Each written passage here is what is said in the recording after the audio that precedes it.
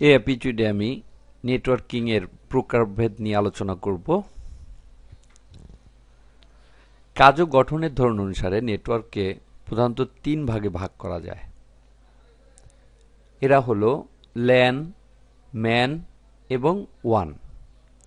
LAN হচ্ছে local area network, man হচ্ছে metropolitan area network, one হচ্ছে wide area network.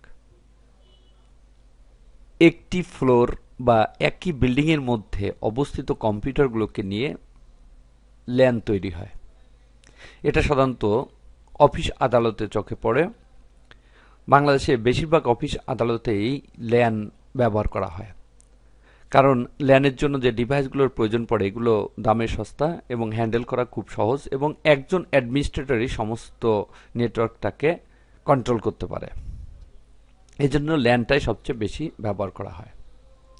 Man, metropolitan area network, এটা হচ্ছে একই শহরের মধ্যে অথবা একই দেশের মধ্যে একাধিক ল্যানের সংযোগ নিয়ে একটা ইন্টার নেটওয়ার্কিং তৈরি করা হয়।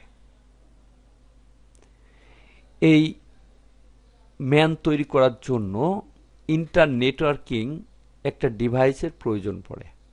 এটা সাধারণত একটা শহর অথবা একটা দেশের মধ্যে বিস্তৃত থাকে।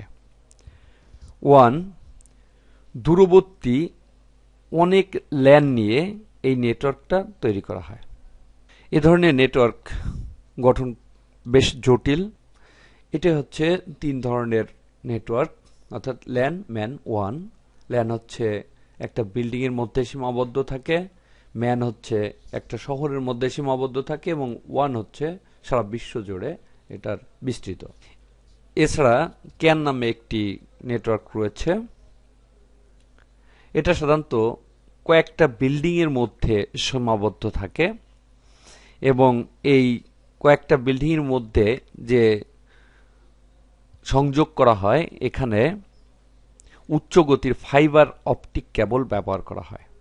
তবে এটার ব্যবহার খুবই সীমিত, যার জন্য এটা তেমন একটা চোখে পড়ে না, অথবা এই নামটাও তেমন একটা দেখা যায় না।